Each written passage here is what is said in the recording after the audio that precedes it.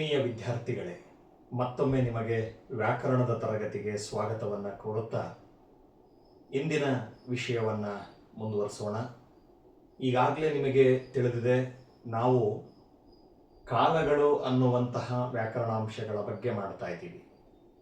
ಹಿಂದಿನ ವಿಡಿಯೋದಲ್ಲಿ ನಾವು ಕಾಲಗಳಲ್ಲಿ ಮೊದಲನೆಯ ವಿಧವಾಗಿದ್ದಂತಹ ಭೂತಕಾಲದ ಬಗ್ಗೆ ತಿಳಿದುಕೊಂಡಿದ್ವಿ ಮಕ್ಕಳೇ. ನಿಮಗೆಲ್ಲ ಕೂಡ ನೆನಪಿದೆ ಅಂತ ನಾನು ಭಾವಿಸ್ತೀನಿ. ಒಂದು ಬಾರಿ ಅದರ ವಿಷಯವನ್ನು ನೆನಪಿಗೆ ತಂದುಕೊಂಡು ಇಂದಿನ ಕಾಲದ ಎರಡನೇ ವಿಧಕ್ಕೆ ಹೋಗೋಣಂತೆ. ಮೊದಲನೆಯ ವಿಧ ಭೂತಕಾಲ ಅನ್ನೋದು ನಿಮಗೆ ನೆನಪಲ್ಲಿದೆ ಅನ್ನೋದು ನನ್ನ ಅನಿಸಿಕೆ ಮಕ್ಕಳೇ. ಏನು ಭೂತಕಾಲ ಅಂದರೆ, ಕ್ರಿಯೆ ಅಥವಾ ಕೆಲಸ ಈಗಾಗಲೇ ನಡೆದು ಹೋಗಿದ್ದರೆ ಅಂತಹ ಕಾಲವನ್ನು ತಿಳಿಸುವುದೇ ಯಾವುದು ಅಂತ ಹೇಳಿದ್ರೆ ಭೂತಕಾಲ ಅನ್ನೋದನ್ನು ನಾವು ನೋಡಿದ್ವಿ ಮಕ್ಕಳೇ. ಬಹಳ ಮುಖ್ಯವಾಗಿರೋದು ಕಾಲಗಳಲ್ಲಿ, ಅದರಲ್ಲೂ ಕಾಲದ ವಿಧಗಳನ್ನು ನಾವು ಅಭ್ಯಾಸ ಮಾಡುವಾಗ ತುಂಬ ಅವಶ್ಯಕವಾಗಿ ನೆನಪಿಡಬೇಕಾಗಿರೋದು ಯಾವುದು ಅಂಶ ಅಂತ ಹೇಳಿದ್ರೆ, ಪ್ರತಿಯೊಂದು ಕಾಲದ ಕಾಲಸೂಚಕ ಪ್ರತ್ಯಯವನ್ನು ನೀವು ಅವಶ್ಯಕವಾಗಿ ನೆನಪಿಡಬೇಕು, ಮುಖ್ಯವಾಗಿ ನೆನಪಿಡಬೇಕು. ಹಾಗಿದ್ರೆ ನಿಮಗೆಲ್ಲ ನೆನಪಿದೆ ಅಂತ ನಾನು ಭಾವಿಸ್ತೀನಿ. ಮೊದಲನೆಯ ಕಾಲ ಅಂದರೆ ಭೂತಕಾಲದ ಕಾಲಸೂಚಕ ಪ್ರತ್ಯಯ ಏನಾಗಿತ್ತು? ಹೌದು, ನಿಮಗೆಲ್ಲರಿಗೂ ಕೂಡ ನೆನಪಿದೆ. ಭೂತಕಾಲದ ಕಾಲಸೂಚಕ ಪ್ರತ್ಯಯ ದ. ಯಾವುದು? ದ. ದ ಅನ್ನುವಂತಹ ಕಾಲಸೂಚಕ ಪ್ರತ್ಯಯ ನಾವು ಕ್ರಿಯಾಪದದಲ್ಲಿ ಗಮನಿಸ್ತೀವಿ.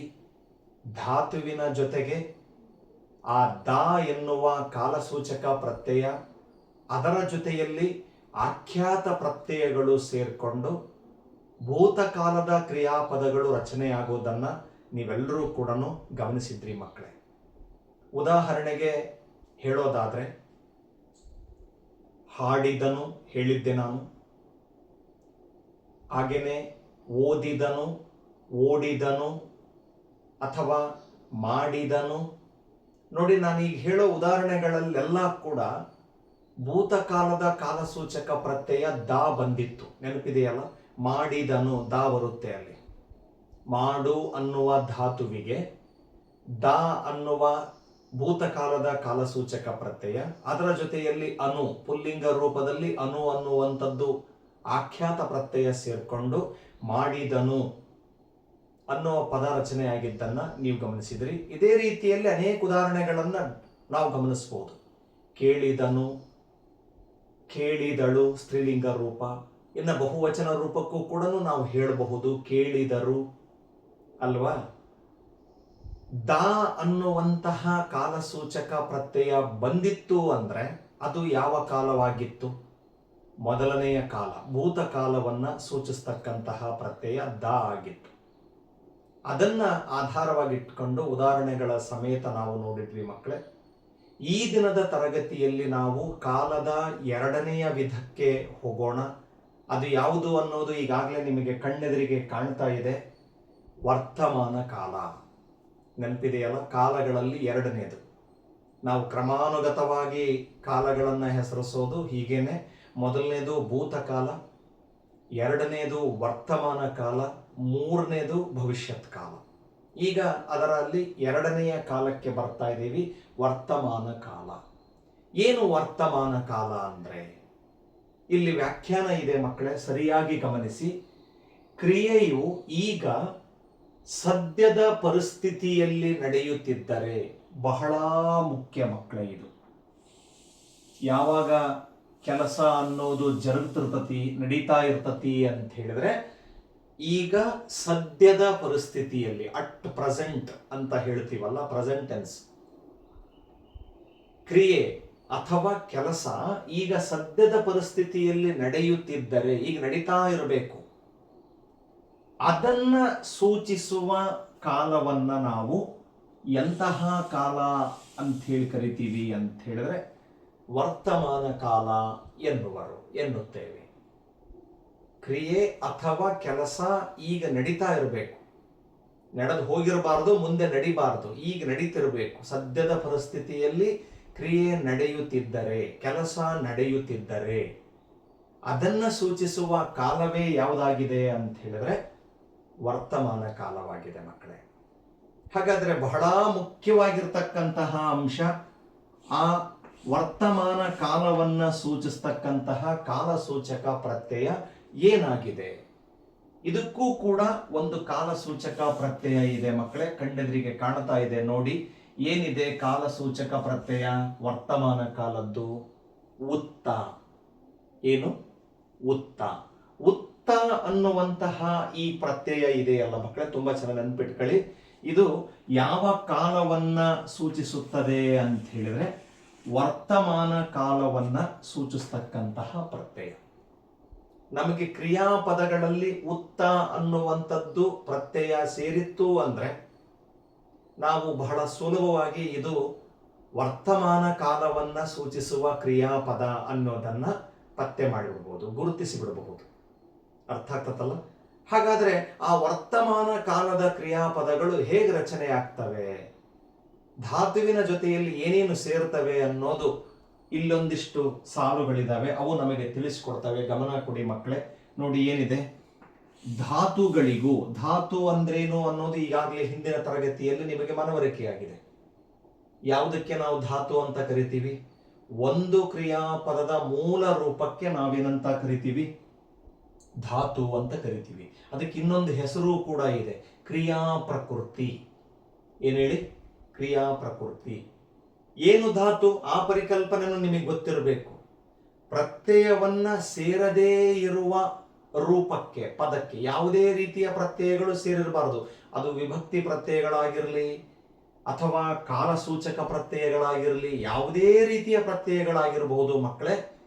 ಪ್ರತ್ಯಯಗಳು ಸೇರದೇ ಇರುವ ರೂಪಕ್ಕೆ ನಾವು ಏನಂತ ಕರಿತೀವಿ? ಧಾತು. ಅದನ್ನೇ ವ್ಯಾಕರಣಕಾರರು ಬಹಳ ಸರಳವಾದ ಒಂದು ಸಾಲನ್ನ, ಸೂತ್ರವನ್ನ ಮಾಡಿದ್ದಾರೆ. ಪ್ರತ್ಯಯ ರಹಿತಂ ಧಾತು. ಮತ್ತೊಂದು ಬಾರಿ ಹೇಳ್ತಾ ಇದ್ದೀನಿ, ಗಮನ ಕೊಡಿ. ಪ್ರತ್ಯಯ ರಹಿತಂ, ಪ್ರತ್ಯಯಗಳನ್ನ ಬಿಟ್ಟಿರುವ ರೂಪವೇ ಏನಾಗಿದೆ ಅಂತ ಹೇಳಿದ್ರೆ ಧಾತುವಾಗಿದೆ. ನೋಡಿ, ಅಂತಹ ಧಾತುಗಳಿಗೂ ಹಾಗೂ ಆಖ್ಯಾತ ಪ್ರತ್ಯಯಗಳ ಮಧ್ಯೆ, ಇಲ್ಲಿ ನಾನು ಉದಾಹರಣೆಯ ಒಂದು ಅಂಶವನ್ನ ಬರೆದಿದ್ದೀನಿ, ಇಲ್ಲಿ ನಿಮಗೆ ಗೊತ್ತಾಗ್ತದೆ. ಮೊದಲು ಧಾತುಗಳು, ಆಮೇಲೆ ಆಖ್ಯಾತ ಪ್ರತ್ಯಯಗಳು ಇಲ್ಲಿದೆ. ಈ ಧಾತು ಮತ್ತೆ ಆಖ್ಯಾತ ಪ್ರತ್ಯಯಗಳ ಮಧ್ಯೆ ಏನ್ ಬರಬೇಕು ಅಂತ ಹೇಳಿದ್ರೆ ಕಾಲಸೂಚಕ ಪ್ರತ್ಯಯಗಳು ಬರಬೇಕು. ಏನ್ ಬರಬೇಕು? ಕಾಲಸೂಚಕ ಪ್ರತ್ಯಯಗಳು ಬರಬೇಕು. ಹಾಗಾದ್ರೆ ವರ್ತಮಾನ ಕಾಲವನ್ನ ಸೂಚಿಸ್ತಕ್ಕಂತಹ ಪ್ರತ್ಯಯ ಏನಿದೆ ನೋಡಿ, ಉತ್ತ. ಏನಿದೆ?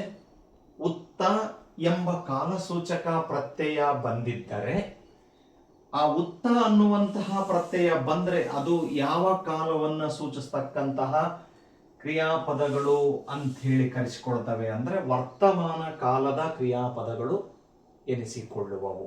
ಯಾವ ಕಾಲ? ಉತ್ತ ಬಂದ್ರೆ ವರ್ತಮಾನ ಕಾಲದ ಕ್ರಿಯಾಪದಗಳು ಅಂತ ಹೇಳಿ ಕರೆಸಿಕೊಳ್ತವೆ. ಈಗ ನಾವು ಅದನ್ನ ಬರೇ ವಾಕ್ಯಗಳನ್ನ, ವ್ಯಾಖ್ಯಾನಗಳನ್ನ ಇಟ್ಕೊಂಡು ಹೇಳಿದ್ರೆ ನಿಮಗೆ ಅದು ಅಷ್ಟು ಸಮರ್ಪಕವಾಗಿ ಅರ್ಥವಾಗದೇ ಇರಬಹುದು. ಈಗ ನಾನು ಅದನ್ನ ಉದಾಹರಣೆಗಳ ಸಮೇತ ತೋರಿಸ್ತೀನಿ. ಎಲ್ಲರೂ ಗಮನಿಸಿ ಮಕ್ಕಳೇ. ಒಂದು ಉದಾಹರಣೆಗೆ ನಾವು ಹೋಗೋಣ. ಒಂದು ಉದಾಹರಣೆಯನ್ನ ನಾನು ಬರೀತೀನಿ ನೋಡಿ. ಇಲ್ಲಿ ಒಂದು ಧಾತುವನ್ನ ತಗೊಂಡಿದ್ದೀನಿ. ಏನ್ ತಗೊಂಡಿದ್ದೀನಿ ನಾನು? ಧಾತು. ನೋಡು. ಇದು ಕ್ರಿಯಾಪದದ ಒಂದು ಮೂಲ ರೂಪ ಮಕ್ಕಳೇ. ಏನು? ನೋಡು ಅನ್ನುವಂತಹ ಒಂದು ಧಾತು. ಈಗ ನಾನು ಈ ನೋಡು ಅನ್ನುವಂತಹ ಧಾತುವಿಗೆ ವರ್ತಮಾನ ಕಾಲದ ಕಾಲಸೂಚಕ ಪ್ರತ್ಯಯ ಏನಿದೆ? ಉತ್ತ ಅನ್ನುವಂಥದ್ದಿದೆ, ಏನಿದೆಯಲ್ಲ ಅದನ್ನು ನಾನು ಸೇರಿಸ್ತೀನಿ. ನೋಡಿ ಇಲ್ಲಿ ವರ್ತಮಾನ ಕಾಲ ಸೂಚಕದ ಪ್ರತ್ಯಯ ಏನನ್ನ ಸೇರಿಸ್ತೀನಿ ನಾನು? ಉತ್ತ. ಸೇರ್ಪಡೆ ಮಾಡಿದೆ, ಸೇರಿಸಿದೆ ನಾನು. ಇದರ ಜೊತೆಗೆ ಮತ್ತೆ ಆಖ್ಯಾತ ಪ್ರತ್ಯಯಗಳನ್ನ ಸೇರಿಸಬೇಕು. ಇದ್ರ ಬಗ್ಗೆನೂ ನಾನು ಹಿಂದಿನ ವಿಡಿಯೋದಲ್ಲಿ ಹೇಳಿದ್ದೀನಿ, ಈಗಲೂ ಮತ್ತೊಮ್ಮೆ ಹೇಳ್ತೀನಂತೆ. ಅದನ್ನ ಬರದ ಮೇಲೆ ಹೇಳ್ತೀನಿ, ಗಮನ ಕೊಡಿ. ಪುಲ್ಲಿಂಗ ರೂಪಕ್ಕೆ ಹೊಂದಿಕೆಯಾಗುವಂತೆ, ಏನನ್ನ ಸೇರಿಸ್ತೀನಿ ಅಂತ ಹೇಳಿದ್ರೆ ಆನೆ. ಏನು ಸೇರಿಸ್ತೆ ನಾನು? ಆನೆ. ಆನೆ ಅಂದ್ರೆ ಮತ್ತೆ ಎಲಿಫೆಂಟ್ ಅಲ್ಲ, ಪ್ರಾಣಿಯ ಹೆಸರಲ್ಲ. ಇದು ಇಲ್ಲಿ ಏನು ಅಂತ ಹೇಳಿದ್ರೆ ಆಖ್ಯಾತ ಪ್ರತ್ಯಯ. ಈಗ ನೀವೇ ಗಮನಿಸಿ ಮಕ್ಕಳೇ, ಈ ಪದರಚನೆ ಏನಾಗುತ್ತೆ ಅನ್ನೋದನ್ನ ಮನಸ್ಸಿನಲ್ಲಿ ನೀವೇ ಕಂಡುಹಿಡಿದು ಬಿಡ್ತೀರಿ. ನೋಡು ಅನ್ನೋ ಧಾತು, ಅದರ ಜೊತೆಗೆ ವರ್ತಮಾನ ಕಾಲ ಸೂಚಕದ ಪ್ರತ್ಯಯ ಉತ್ತ, ಅದರ ಜೊತೆಗೆ ಆಖ್ಯಾತ ಪ್ರತ್ಯಯ ಆನೆ ಸೇರಿಸಿದರೆ, ಈ ಮೂರೂ ಪದಗಳನ್ನು ಸೇರಿಸಿದರೆ ಏನಾಗುತ್ತೆ ಹೇಳಿ ಪದ? ಹೌದು, ಈ ಪದ ರಚನೆ ಆಗೋದು ಏನು ಅಂತ ಹೇಳಿದ್ರೆ ನೋಡುತ್ತಾನೆ. ಏನಾಗುತ್ತೆ ಪದ ರಚನೆ? ನೋಡುತ್ತಾನೆ. ನೀವಿಲ್ಲಿ ಗಮನಿಸಬಹುದು, ನೋಡುತ್ತಾನೆ ಅನ್ನೋದರಲ್ಲಿ ನೀವು ಸೂಕ್ಷ್ಮವಾಗಿ ಗಮನಿಸಿದರೆ ನಮಗೆ ಅದರ ಒಳಗಡೆಗೆ ಸಿಗುವಂತಹ ಪ್ರತ್ಯಯ ಯಾವುದು ಕಂಡು ಬರುತ್ತೆ ಅಂತ ಹೇಳಿದ್ರೆ ಉತ್ತ ಅನ್ನುವಂತಹ ವರ್ತಮಾನ ಕಾಲ ಸೂಚಕ ಕಂಡು ಬರುತ್ತಲ್ವಾ? ನೋಡಿ, ರಮೇಶನು ನದಿಯನ್ನು ನೋಡುತ್ತಾನೆ. ರಮೇಶನು ಸ್ನೇಹಿತರನ್ನು ನೋಡುತ್ತಾನೆ. ರಮೇಶನು ಚಿತ್ರವನ್ನು ನೋಡುತ್ತಾನೆ. ಚಿತ್ರವನ್ನು ನೋಡುತ್ತಾನೆ ಅಂದ್ರೆ ರಮೇಶನು ನೋಡುವಂತಹ ಕ್ರಿಯೆ, ಕೆಲಸ ಸದ್ಯದ ಪರಿಸ್ಥಿತಿಯಲ್ಲಿ ನಡೀತಾ ಇದೆ. ಕ್ರಿಯೆ ಅಥವಾ ಕೆಲಸ ಸದ್ಯದ ಪರಿಸ್ಥಿತಿಯಲ್ಲಿ ನಡೀತಾ ಇದ್ರೆ ಅಂತಹ ಕಾಲವನ್ನೇ ನಾವು ಏನಂತ ಕರಿತೀವಿ ಅಂತ ಹೇಳಿದ್ರೆ ವರ್ತಮಾನ ಕಾಲ ಅಂತ ಹೇಳಿ ಕರಿತಾ ಹೋಗ್ತೀವಿ ಮಕ್ಕಳೇ.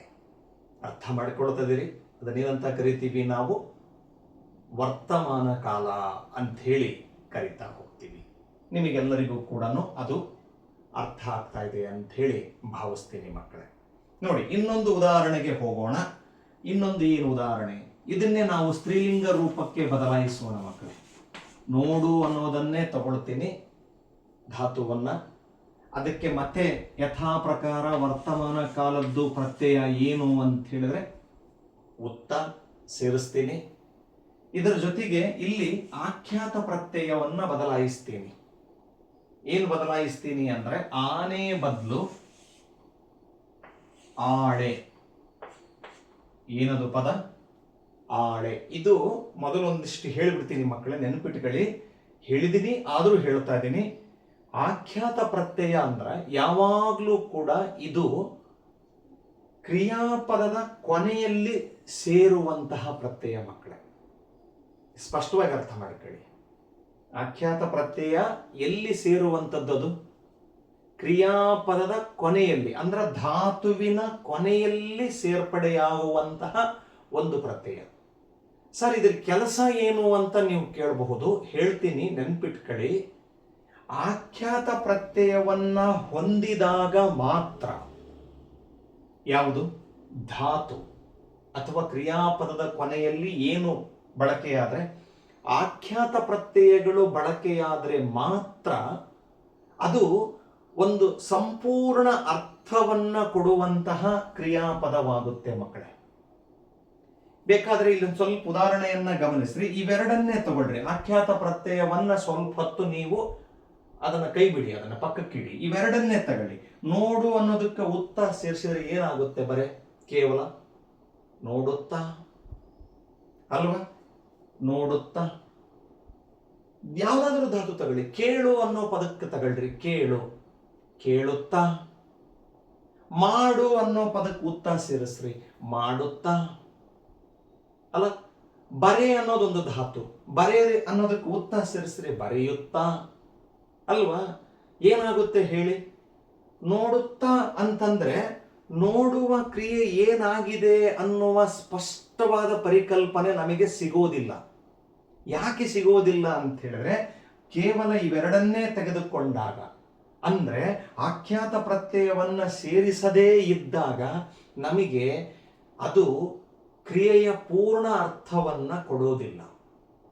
ಕ್ರಿಯೆಯ ಪೂರ್ಣ ಅರ್ಥವನ್ನ ಕೊಡಬೇಕು, ಅಥವಾ ಅದು ಒಂದು ಪೂರ್ಣ ಕ್ರಿಯಾಪದವಾಗಿರಬೇಕು ಅಂತಂದ್ರೆ, ಪೂರ್ಣ ಅರ್ಥವನ್ನ ಕೊಡುವ ಪೂರ್ಣ ಕ್ರಿಯಾಪದವಾಗಬೇಕು ಅಂದ್ರೆ ತುಂಬಾ ಚೆನ್ನಾಗಿ ನೆನ್ಪಿಟ್ಕೊಳ್ಳಿ. ಧಾತುವಿನ ಜೊತೆಗೆ ಕಾಲಸೂಚಕ ಪ್ರತ್ಯಯಗಳು, ಮೂರೂ ಕಾಲಗಳಿಗೂ ಒಂದೊಂದು ಪ್ರತ್ಯೇಕವಾದಂತಹ ಕಾಲಸೂಚಕ ಪ್ರತ್ಯಯಗಳಿದಾವೆ. ಈಗಾಗಲೇ 2 ತಿಳ್ಕೊಂಡಿದ್ದೀರಿ. ಭೂತಕಾಲದ್ದುದ್ದ, ವರ್ತಮಾನ ಕಾಲದ್ದೇನಿದೆ, ಉತ್ತ ಇದೆ. ಧಾತುವಿನ ಜೊತೆಗೆ ಕಾಲಸೂಚಕ ಪ್ರತ್ಯಯ, ಹಾಗೇನೆ ಕೊನೆಯಲ್ಲಿ ಏನನ್ನ ಹೊಂದಿರಬೇಕು, ಆಖ್ಯಾತ ಪ್ರತ್ಯಯವನ್ನ ಒಳಗೊಂಡಿರಬೇಕು. ಅದಕ್ಕೆ ಕೇಶಿರಾಜ ತನ್ನ ಶಬ್ದಮಣಿ ದರ್ಪಣ ಅನ್ನುವಂತಹ ವ್ಯಾಕರಣ ಗ್ರಂಥದಲ್ಲೇ ಹೇಳಿಬಿಟ್ಟದಾನೆ, ಭಾವ ಪ್ರಧಾನ ಮಾದುದು ಆಖ್ಯಾತಂ. ಭಾವ ಪ್ರಧಾನ ಮಾದುದು ಆಖ್ಯಾತಂ. ಆಖ್ಯಾತ ಪ್ರತ್ಯಯ ನಮಗೆ ಏನನ್ನ ತಿಳಿಸಿಕೊಡುತ್ತೆ ಅಂತ ಹೇಳಿದ್ರೆ, ಲಿಂಗ, ವಚನ, ಇವುಗಳ ಭಾವವನ್ನ ತಿಳಿಸಿಕೊಡುತ್ತೆ.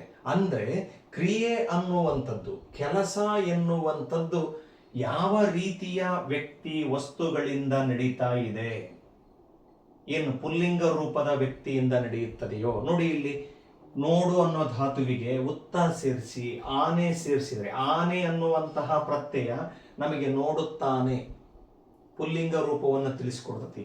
ಇಲ್ಲಿ ಅರ್ಧ ಮಾಡಿರೋದನ್ನ ಪೂರ್ಣ ಮಾಡ್ತೀನಿ. ಅದೇ ನೋಡು ಅನ್ನೋ ಧಾತುವಿಗೆ ವರ್ತಮಾನ ಕಾಲ ಸೂಚಕ ಉತ್ತ ಸೇರಿಸಿ ಆಳೆ ಅಂತ ಬರೆದ್ರೆ ಇದು ಏನಾಗುತ್ತೆ ಪದ? ನೋಡುತ್ತಾಳೆ. ಅಬ್ಸರ್ವ್ ಮಾಡಕತ್ತಿದ್ದೀರಿ? ರಾಧಾ ಚಿತ್ರವನ್ನು ನೋಡುತ್ತಾಳೆ. ಸದ್ಯದ ಪರಿಸ್ಥಿತಿಯಲ್ಲಿ ಕ್ರಿಯೆ ನಡೀತಾ ಇರೋದನ್ನ ತಿಳಿಸ್ತಕ್ಕಂಥದ್ದು ಯಾವ ಪ್ರತ್ಯಯ? ಉತ್ತ, ಕಾಲಸೂಚಕ ಪ್ರತ್ಯಯ, ವರ್ತಮಾನ ಕಾಲದ್ದು. ಹೌದಾ? ನೋಡಿ, ಇಲ್ಲಿ ಆನೆ ಅನ್ನುವ ಅಖ್ಯಾತ ಪ್ರತ್ಯಯ ಬಂದಾಗ ಅದು ಪುಲ್ಲಿಂಗ ರೂಪವನ್ನ ತಿಳಿಸ್ತಕ್ಕಂಥದ್ದು. ಆಳೆ ಅನ್ನುವಂತಹ ಏನದು ಆಖ್ಯಾತ ಪ್ರತ್ಯಯ ಬಂದಾಗ ಸ್ತ್ರೀಲಿಂಗ ರೂಪವನ್ನ ಅದು ತಿಳಿಸ್ತಕ್ಕಂಥದ್ದು ನಮಗೆ ಗೊತ್ತಾಯಿತು. ಅದೇ ರೀತಿಯಲ್ಲಿ ಬಹುವಚನಕ್ಕೂ ಕೂಡ ನಾವು ತೆರಳಬಹುದು ಮಕ್ಕಳೇ. ನೋಡಿ, ಅದೇ ಧಾತು ತಗೊಳ್ತೀನಿ, ನೋಡು ಅನ್ನುವಂಥದ್ದು. ಇದಕ್ಕೆ ಮತ್ತೆ ಯಥಾ ಪ್ರಕಾರ ಉತ್ತ, ವರ್ತಮಾನ ಕಾಲ ಸೂಚಕ ಪ್ರತ್ಯಯ ಉತ್ತ ಸೇರಿಸಿದೆ. ಇಲ್ಲಿ ಆಖ್ಯಾತ ಪ್ರತ್ಯಯ ನಾನು ಹೇಳಿದಿನಲ್ಲ, ಲಿಂಗವಾಚಕಗಳು ಹಾಗೇನೆ ವಚನ, ಏಕವಚನ ಬಹುವಚನಗಳಿಗೆ ಸಂಬಂಧಪಟ್ಟಂತೆನೆ ಆಖ್ಯಾತ ಪ್ರತ್ಯಯಗಳು ಬದಲಾವಣೆ ಆಗ್ತವೆ. ಈಗ ಬಹುವಚನಕ್ಕೆ ಸಂಬಂಧಪಟ್ಟಂತೆನೆ ಆರೆ, ಆ ರೀತಿಯಲ್ಲಿ ಆಖ್ಯಾತ ಪ್ರತ್ಯಯವನ್ನು ನಾವು ಬದಲಾಯಿಸ್ತೀವಿ. ಏನು? ಆರೆ. ಈಗ ಈ ಮೂರನ್ನು ಕೂಡಿಸಿದಾಗ, ನೋಡು, ಉತ್ತ, ಆರೆ ಅಂತ ಸೇರಿಸಿದಾಗ ಇಲ್ಲಿ ಕ್ರಿಯಾಪದ ಏನನ್ನ ರಚನೆಯಾಗುತ್ತೆ ಅಂತ ಹೇಳಿದ್ರೆ, ನೋಡುತ್ತಾರೆ. ಮಕ್ಕಳು ಚಿತ್ರವನ್ನು ನೋಡುತ್ತಾರೆ. ನೀವೆಲ್ಲರೂ ಸರಳವಾಗಿ ಇದನ್ನ ಅರ್ಥ ಮಾಡಿಕೊಳ್ತಾ ಇದ್ದೀರಿ ಅಂತ ಹೇಳಿ ನಾನು ಭಾವಿಸ್ತೀನಿ ಮಕ್ಕಳೇ. ಅರ್ಥ ಆಗ್ತಿದೆಯಲ್ಲ? ಸೊ ವರ್ತಮಾನ ಕಾಲ ಸೂಚಕದ ಪ್ರತ್ಯಯ ಏನಾಗಿದೆ ಅಂತ ಹೇಳಿದ್ರೆ ಉತ್ತ. ನೀವು ಯಾವ ಧಾತುಗಳನ್ನು ಬೇಕಾದರೂ ತಗೊಳ್ಳಿ, ಅದಕ್ಕೆ ಉತ್ತ ನಾವು ಸೇರಿಸಿ ಆಖ್ಯಾತ ಪ್ರತ್ಯಯಗಳನ್ನು ಸೇರಿಸಿ ವರ್ತಮಾನ ಕಾಲದ ಕ್ರಿಯಾಪದಗಳನ್ನು ರಚನೆಯಾಗುವುದನ್ನು ಗಮನಿಸಬಹುದು. ನೋಡಿ, ಯುನೈಕ್ ಉದಾಹರಣೆಗಳನ್ನು ನಾವು ಮಾಡ್ತಾ ಹೋಗೋಣ, ಹೇಳ್ತಾ ಹೋಗ್ತೀನಿ. ಮಾಡು ಏನು ಧಾತು? ಬೇರೆದೊಂದು ಧಾತು ಮಾಡು. ಈಗ ಆ ಮಾಡು ಧಾತುವಿಗೆ ಒಂದು ಉದಾಹರಣೆಯ ವಾಕ್ಯವನ್ನ ವರ್ತಮಾನ ಕಾಲಕ್ಕೆ ಬರುವಂತೆ ಹೇಳ್ತೀನಿ, ನೀವು ಗಮನಿಸಬೇಕು. ಅಮ್ಮ ಅಡುಗೆಯನ್ನು ಮಾಡುತ್ತಾಳೆ. ಅಬ್ಸರ್ವ್ ಮಾಡ್ತದಿರಿ? ಮಾಡು ಅನ್ನೋದಕ್ಕೆ ನಾವೇನು ಸೇರಿಸಿದ್ವಿ? ಉತ್ತ ಅನ್ನುವ ವರ್ತಮಾನ ಕಾಲ ಸೂಚಕ ಪ್ರತ್ಯಯ ಸೇರಿಸಿದ್ವಿ. ಇಲ್ಲಿ ಆಳೆ ಸ್ತ್ರೀಲಿಂಗ ರೂಪದಲ್ಲಿ ಏನು? ಆಳೆ. ಅಥವಾ ನೀವು ಅಮ್ಮ ಅಡುಗೆಯನ್ನ ಮಾಡುತ್ತಾರೆ ಗೌರವ ಸೂಚಕವಾಗಿ ಬಳಸೋದಾದರೂ ಕೂಡ ಆರೆ ಬಹುವಚನಕ್ಕೂ ಹೊಂದಿಕೆ ಆಗುತ್ತೆ. ಹಾಗೇನೆ ಸ್ತ್ರೀಲಿಂಗ ರೂಪಕ್ಕೂ ಕೂಡ ಅದನ್ನ ಬಳಕೆಯನ್ನ ಮಾಡಬಹುದು. ಅಮ್ಮ ಅಡುಗೆಯನ್ನ ಮಾಡುತ್ತಾಳೆ ಅಂತನಾದ್ರೂ ಹೇಳಬಹುದು, ಅಮ್ಮ ಅಡುಗೆಯನ್ನ ಮಾಡುತ್ತಾರೆ ಅನ್ನೋದನ್ನು ಕೂಡ ಹೇಳ್ಬೋದು. ಸಂದರ್ಭಕ್ಕೆ ತಕ್ಕಂತೆ ಅವುಗಳ ಬಳಕೆಯನ್ನ ನಾವು ಇಲ್ಲಿ ಮಾಡ್ತಾ ಹೋಗ್ತೀವಿ. ಅರ್ಥ ಮಾಡಿಕೊಳ್ಳಕತ್ತಿದ್ದೀರಿ? ಇನ್ನೊಂದು, ಶಿಕ್ಷಕರು ಪಾಠವನ್ನು ಮಾಡುತ್ತಾರೆ ಅಲ್ವಾ? ಶಿಕ್ಷಕರು ಪಾಠವನ್ನು ಮಾಡುತ್ತಾರೆ. ಮಾಡುತ್ತಾರೆ ಅನ್ನೋದರಲ್ಲಿ ಸೇರಿರುವ ಕಾಲಸೂಚಕ ಪ್ರತ್ಯಯ ಏನಾಗಿದೆ ಹೇಳಿ? ಉತ್ತ ಎನ್ನುವಂಥದ್ದು ಸೇರ್ಪಡೆಯಾಗಿರೋದು ನಿಮಗೆ ಗೊತ್ತಿರಬೇಕು. ಹಾಗೆ ಈಗ ಮಾಡು ಬಿಟ್ಟು ಕೇಳು ಅನ್ನೋ ಒಂದು ಪದವನ್ನ ತಗೊಳ್ತೀನಿ, ಧಾತು ಏನ್ ತಗೊಳ್ತೀನಿ? ಕೇಳು. ಮಕ್ಕಳು ಪಾಠವನ್ನು ಕೇಳುತ್ತಾರೆ. ಅಬ್ಸರ್ವ್ ಮಾಡ್ತದ್ರಿ? ಏನು? ಮಕ್ಕಳು ಪಾಠವನ್ನು ಕೇಳುತ್ತಾರೆ. ಕೇಳು ಅನ್ನೋದು ಧಾತು, ಕ್ರಿಯಾಪದದ ಮೂಲ ರೂಪ. ಅದಕ್ಕೆ ನಾವು ವರ್ತಮಾನ ಕಾಲ ಸೂಚಕ ಏನು ಸೇರಿಸಿದ್ವಿ? ಉತ್ತ ಸೇರಿಸಿದ್ವಿ. ಆ ಕಡೆಗೆ ಆರೆ ಬಹುವಚನ, ಮಕ್ಕಳು ಪಾಠವನ್ನ ಕೇಳುತ್ತಾರೆ ಅಂತ ಹೇಳಿದ್ರೆ ಅಲ್ಲಿ ಬಹುವಚನ ರೂಪದಲ್ಲಿ ಪದ ಬಳಕೆಯಾಗಿರೋದು ನೋಡಿದ್ರಿ ನೀವು. ಅಥವಾ ಏಕವಚನ, ಮಗು ಪಾಠವನ್ನು ಕೇಳುತ್ತಾನೆ ಅಥವಾ ಕೇಳುತ್ತದೆ, ನಪುಂಸಕಲಿಂಗದಲ್ಲೂ ಕೂಡ ಬಳಕೆಯಾಗುವುದನ್ನು ನಾವು ಗಮನಿಸಬಹುದು. ಅರ್ಥ ಮಾಡ್ಕೊಂಡ್ರಿ ಅಲ್ವಾ ಮಕ್ಕಳೇ? ಮತ್ತೊಂದು ಬಾರಿ ಹೇಳ್ತೀನಿ, ಕಾಲದ ಎರಡನೆಯ ವಿಧ ಯಾವುದು ಅಂತ ಹೇಳಿದ್ರೆ ವರ್ತಮಾನ ಕಾಲ. ಏನು ವರ್ತಮಾನ ಕಾಲ ಅಂತ ಹೇಳಿದ್ರೆ ಕ್ರಿಯೆಯು ಈಗ ಸದ್ಯದ ಪರಿಸ್ಥಿತಿಯಲ್ಲಿ ನಡೆಯುತ್ತಿದೆ, ಅದನ್ನ ತಿಳಿಸುವ ಕಾಲವೇ ಯಾವುದಾಗಿದೆ ಅಂತ ಹೇಳಿದ್ರೆ ವರ್ತಮಾನ ಕಾಲವಾಗಿದೆ. ಹಾಗಾದ್ರೆ ವರ್ತಮಾನ ಕಾಲದ ಕಾಲಸೂಚಕ ಪ್ರತ್ಯಯ ಏನಾಗಿದೆ? ಇದನ್ನು ನೀವು ತುಂಬಾ ಚೆನ್ನಾಗಿ ನೆನಪಿಟ್ಕೋಬೇಕು. ಉತ್ತ. ನಮಗೆ ಕ್ರಿಯಾಪದಗಳಲ್ಲಿ ಉತ್ತ ಅನ್ನುವಂಥದ್ದು ಕಣ್ಣಿಗೆ ಬಿತ್ತು ಅಂತ ಹೇಳಿದ್ರೆ ಈ ತರದಲ್ಲಿ ನೋಡುತ್ತಾನೆ, ಕೇಳುತ್ತಾನೆ, ಮಾಡುತ್ತಾಳೆ ಅಲ್ವಾ, ಬಿಡಿಸುತ್ತಾರೆ, ಓಡುತ್ತಾರೆ, ಈ ಥರದಲ್ಲಿ ನೀವು ವಾಕ್ಯಗಳನ್ನು ಒಂದಿಷ್ಟು ಮನೆಯಲ್ಲಿ ಪ್ರಯತ್ನಗಳನ್ನು ಮಾಡಬೇಕು, ಗೊತ್ತಾಗ್ಬಿಡುತ್ತೆ. ಆ ಥರದ ಪ್ರತ್ಯಯ ನಮಗೆ ಕಣ್ಣಿಗೆ ಕ್ರಿಯಾಪದದಲ್ಲಿ ಕಂಡು ಬಂತು ಅಂತ ಹೇಳಿದ್ರೆ ಅದು ನಮಗೆ ಯಾವ ಕಾಲವನ್ನು ಸೂಚಿಸ್ತತಿ? ಉತ್ತ ಬಂತು, ವರ್ತಮಾನ ಕಾಲ. ಇದು ವರ್ತಮಾನ ಕಾಲಕ್ಕೆ ಸಂಬಂಧಪಟ್ಟ ಕ್ರಿಯಾಪದ. ಆಮೇಲೆ ನಾನು ಇನ್ನೊಂದು ಬಾರಿ ನಿಮಗೆ ನೆನಪು ಮಾಡ್ತಾ ಇದ್ದೀನಿ ಮಕ್ಕಳೇ, ನಮಗೆ ಒಂದು ವಾಕ್ಯದಲ್ಲಿ ಕಾಲವನ್ನ ನಿರ್ಧರಿಸುವ ಪದಗಳು ಯಾವುವು ಅಂತ ಹೇಳಿದ್ರೆ ವಾಕ್ಯದ ಕೊನೆಯಲ್ಲಿ ಬರುವ ಕ್ರಿಯಾಪದಗಳೇ ನಮಗೆ ಕಾಲವನ್ನ ತಿಳಿಸ್ತಕ್ಕಂಥದ್ದು. ಕರ್ತೃಪದ ಕಾಲವನ್ನ ತಿಳಿಸಲ್ಲ. ಎರಡನೇದು ಕರ್ಮಪದ ನಮಗೆ ಕಾಲವನ್ನ ತಿಳಿಸಲ್ಲ. ನಮಗೆ ಕಾಲವನ್ನ ತಿಳಿಸುವ ಪದಗಳು ಯಾವುವು ಅಂತ ಹೇಳಿದ್ರೆ ಕ್ರಿಯಾಪದಗಳು. ಇದು ತುಂಬಾ ಹೆಚ್ಚು ನೆನಪಲ್ಲಿ ಇಟ್ಕೊಂಡಿರ್ಬೇಕು ಮಕ್ಕಳೇ. ಹಾಗಾಗಿ ನಾವು ಕ್ರಿಯಾಪದದ ಮೂಲಕ ಆ ಕ್ರಿಯಾಪದದಲ್ಲಿ ಅಡಗಿರುವ ಕಾಲಸೂಚಕ ಪ್ರತ್ಯಯಗಳು ಏನಿದಾವೆ, ಒಂದೊಂದು ಕಾಲಕ್ಕೂ ಒಂದೊಂದಿದಾವೆ.